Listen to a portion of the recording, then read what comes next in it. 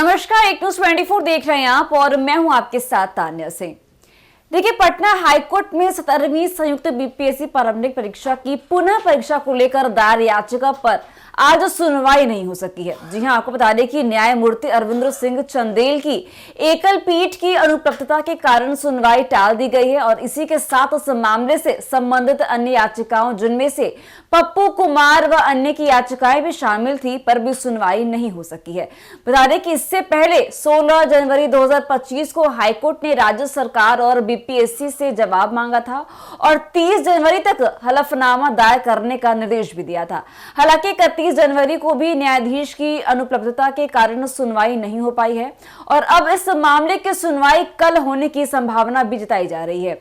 लेकिन सबसे बड़ी बात यह है कि इसकी आधिकारिक पुष्टि अभी तक नहीं हुई है और परीक्षार्थी इस मामले को लेकर चिंतित भी नजर आ रहे हैं, क्योंकि अदालत के फैसले पर परीक्षा परिणाम निर्भर करेगा। और इससे पहले 16 जनवरी 2025 को पटना हाईकोर्ट की न्यायमूर्ति अरविंद सिंह चंदेल की बेंच ने इस मामले की सुनवाई करते हुए राज्य सरकार और बिहार लोक सेवा आयोग यानी कि बीपीएससी से जवाब तलब किया था।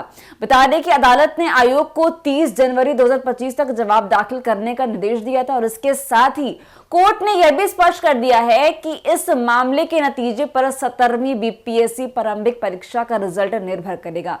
31 जनवरी 2025 को इस मामले की सुनवाई होनी थी, लेकिन उसी दिन भी न्यायमूर्ति चंदेल की बेंच अनुपलब्ध होने के कारण सुनवाई नहीं हो सकी। इसके बाद आज पुनः इस मामले पर सुनवाई निर्धारित थी, लेकिन न्यायाधीश की अनुपलब्धता के कारण इसे फिर से टाल दिया गया है। अब बता दें कि अब चर्चा यह है कि इस मामले की सुनवाई कल हो सकती है। हालांकि इसकी आधिकारिक पुष्टि अभी तक नहीं हो पाई है और 16 जनवरी को हुई सुनवाई के दौरान पटना हाईकोर्ट ने आयोग को निर्देश दिया था कि वह 30 जनवरी से इससे पहले एफिडेविट दाखिल करे। हालांकि अदालत ने प्रारंभिक परीक्षा पर रोक लगाने से इंकार कर दिया था और इस मामले में कई याचिकाएं दायर की गई थी, जिनमें प्रशांत किशोर की पार्टी जनसुराज की याचिका भी शामिल है। अब इन सभी याचिकाओं को एक साथ जोड़ दिया गया है और बता दें कि इस पर सामूहिक रूप से सुनवाई भी की जाएगी।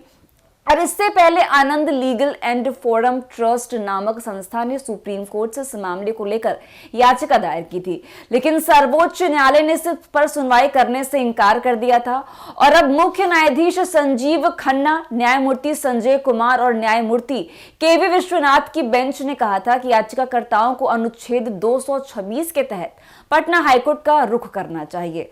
इस मामले की सुनवाई लगातार टलने के कारण परीक्षार्थी असमंजस में है। उम्मीदवारों को परीक्षा परिणाम को लेकर भी चिंता बनी हुई है, क्योंकि अदालत के निर्णय के आधार पर ही इसका भविष्य तय होगा और अब देखना यह होगा कि इस मामले पर अगली सुनवाई कब होगी और इससे क्या निर्णय निकलकर सामने आता है।